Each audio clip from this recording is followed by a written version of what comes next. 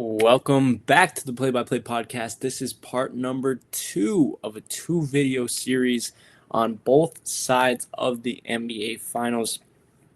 Today, going to be looking at the Indiana Pacers side of this. Going to go through how the heck the Indiana Pacers managed to get here. A small market team, somebody that I don't think that anybody potentially expected to be in this position, the construction of their roster, and at the end of it, most looking at how the heck do they pull off another one of these series and potentially bring an NBA championship to Indiana. Really quick before we get started, if you guys are watching this on YouTube, please feel free to go down below, subscribe, leave a like, comment, share with your friends. All of the support is greatly, greatly appreciated. And if you haven't already, go ahead and follow us on all social medias, that being TikTok, Instagram, and Twitter. All of the ads are going to be down below. We're on all of those.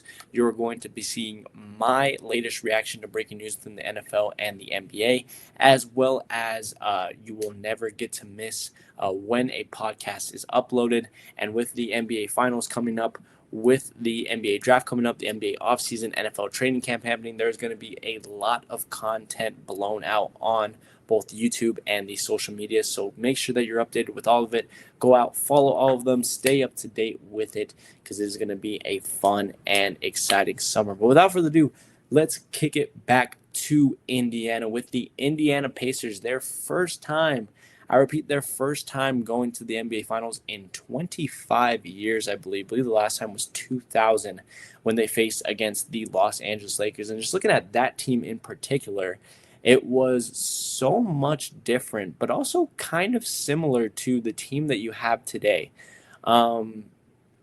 They are led, this year's team is led by a very, I don't want to say up and down, a very momentum-based player in Tyrese Halliburton, a really, really solid shooter that stands out in a lot of big-time moments, hence that Game 1 shot against the New York Knicks in the Eastern Conference Finals, where he hit the iconic choking emote in Tyrese Halliburton. And those 2000s Pacers were led by one of the greatest shooters of all time in Reggie Miller. And around Reggie Miller, and in this case around Tyrese Halliburton, you had people that I think were borderline stars, right? Borderline all-stars in something, but not particularly there. A lot of guys that really played their role very well. When looking at the 2000s Pacers, you had guys like Mark Jackson, who played his playmaking point guard role, I think, very, very well. You had guys like Ron Artest, later known as Metta World Peace, who did come a couple of years later, but was mostly known for his defensive prowess, right? You had, guys like Ritz Smits at the center position who just presented, just big time height at the center position and whatnot. Jermaine O'Neal came later on and all that. And on this 2025 Pacers team, you kind of have a similar thing where you have Andrew Nembhard and Aaron Nesmith, who are kind of both your alternating second scoring options, but also guys who are really solid 3-and-Ds, can guard the best wing on the opposing team. You have a guy like Obi Toppin, who is a big-time energy guy coming off of the bench and is able to really bring some momentum and fast-paced play to their side, gives them some monstrous dunks. You have Benedict Mathurin off the bench, who is an absolute dog. He's able to slash to the rim, create offense for them. Miles Turner down below, who is really their big anchored veteran, who also acts as an amazing rim protector and has shown ability to be able to shoot from the outside more and more each and every single year. But again, you can kind of see the similarities. You have guys like Nembhard, Nesmith, Turner, Mathurin, who, just aren't particularly there yet in terms of all-star or in terms of star level players. And even Tyrese, I could argue that Tyrese Halliburton isn't a superstar player amongst other point guards, like Stephen Curry and whatnot. I think that you could make an argument that he's not there. And that's what makes it so interesting about this Indiana team. It's not just about, their team building, which we mentioned a little bit in last episode. It's not just the fact about, how they're such a small market roster. It's the fact that they have been able to win so many games with not like a big time star player. And it's very, very rare that we really see that. And majority of the teams that we have seen that have tried to play that style, they have failed. The one that sticks out the most for me, which I clearly remember, especially in my time watching basketball, is those 2010s Raptors teams with Kyle Lowry, DeMar DeRozan, and Jonas Valanciunas. You know, during that time, yes, Lowry and DeRozan were both pretty much solidified all-stars, but I don't think that either of them were really looked at as big-time superstar guys. They weren't up there with, LeBron, Curry, Kevin Durant, Russell Westbrook, James Harden, even early 2010s Dwight Howard. I'm trying to, think of other 2010s players, even, a guy like Carmelo Anthony, Kawhi Leonard, who the Raptors ended up trading DeMar DeRozan for. Those two guys definitely weren't on the caliber of that team. And for that team in particular, we saw, that they were a great team, especially in the regular season, but they had a cap towards them, especially going into the playoffs. Another team that I think about is those 2010s Hawks teams with guys like Paul Millsap and Al Horford, to Jeff Teague and company. Three guys that were all-stars, and Millsap and Horford especially were established all-stars, but were never star players. And we saw them, and I believe it was the 2014 season, if not 2015, where they were the number one team within the East, and then they end up just getting demolished by the Cleveland Cavaliers within the playoffs. The Indiana Pacers have been able to take that model, and they've been able to make it to the NBA Finals, and they just haven't done it just by being lucky with matchups. They've played great teams within the East. Cleveland Cavaliers were the best, highest record team in the East this year. Got them out pretty easily. New York Knicks, is a little bit of a physical series, but they were at what point up 3-1, and it never really seemed like it was going out of control for Indiana, and like the brakes were going to be pushed off and that it was just going to go out of control. It seemed like Indiana was pretty much in control for every single game of that series, and of course, put the dagger in their heart pretty much game one when they came back down 18 and were able to come back in overtime and win that game. So they've been able to beat really solid teams, and they've outperformed teams like Cleveland, teams like Boston, teams like New York, but also teams that in the beginning of the year I rated a lot more higher than them, like Miami and Orlando and whatnot. Teams like that, they've been able to get there, and they've done it pretty similar to how OKC has also done it, but just in a different play style. Like OKC, they have been running, 8, 9 people deep with their roster. You have guys like Tyrese, you have Nembhard, you have Nesmith, Turner, top end. Then off the bench, you have guys like Ben Shepherd, Benedict Mathurin. They've been giving Quay Walker a lot more time off the bench in the New York Knicks series. Thomas Bryant has gotten some really solid minutes for the Indiana Pacers and has also shown an ability to shoot from the outside as a center.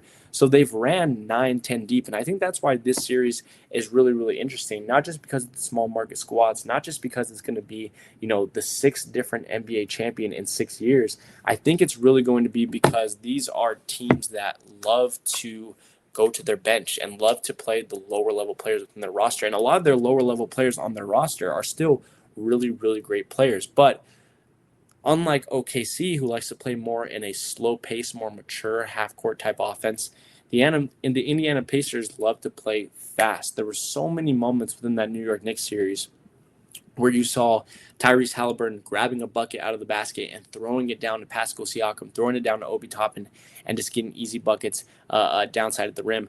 They are I believe, the second-rated offense within the playoffs right now. Now, on the contrary to that, they are one of the worst-rated defense within the playoffs. They've also had a much higher turnover margin than OKC has as well. So it's a little bit more loose of play, but it has worked for them. And that's really the big question here. Once again, I talked about this a little bit in yesterday's episode, is it's going to be a question of the control of pace, right? Can the Indiana Pacers force OKC to play at their pace, play much faster, and can they be successful with that? Can OKC potentially, maybe they play at Indiana's pace, but maybe they're able to play at that pace at a high level and it won't even matter, right? That's the big time question here.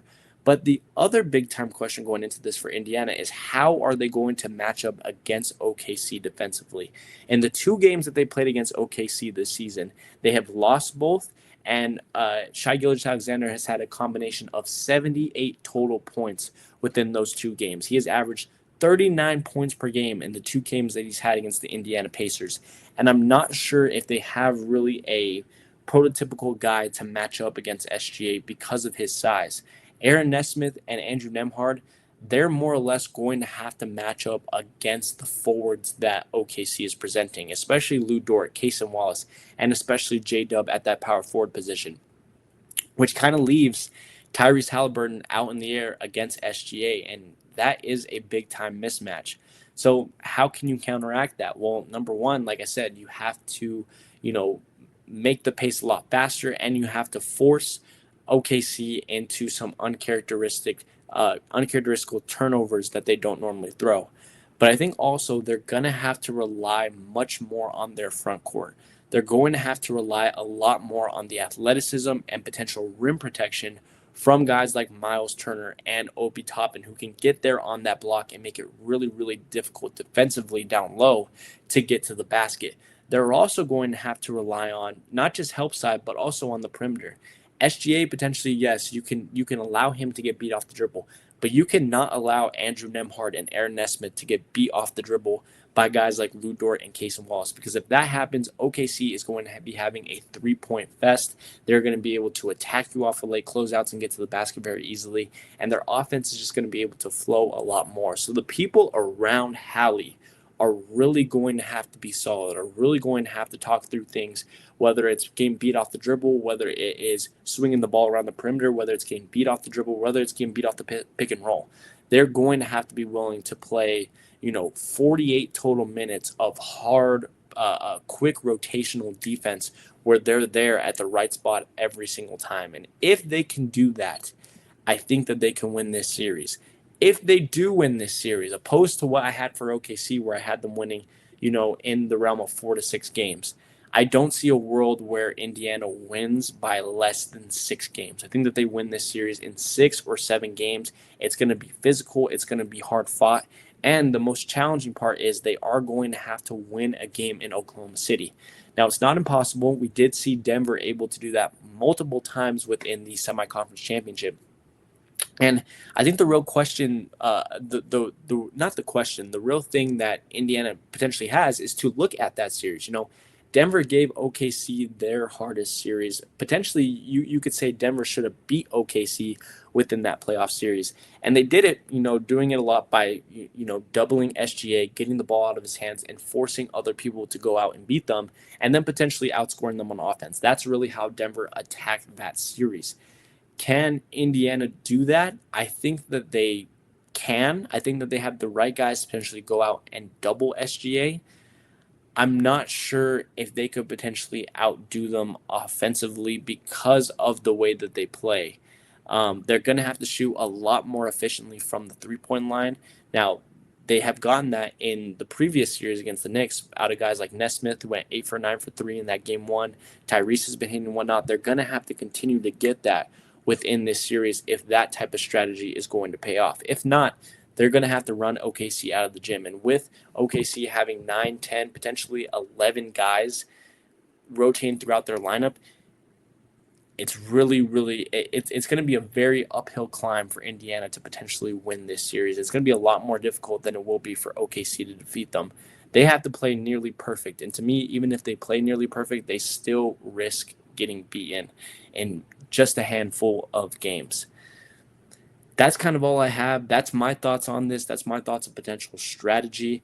Let me know what you guys think down below. What do you think about this Indiana team, their path to getting here? What do you think their path is to potentially winning this series? Do you think that it is possible? Do you think that they can match up okay against the length that OKC has? How many games, if they win, do you think that they win in? Let me know all of that down below, as well with liking the video, subscribing, and sharing with your friends.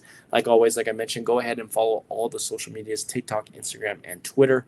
All of the ads are going to be down below. You don't want to miss it. It is going to be such a fun summer.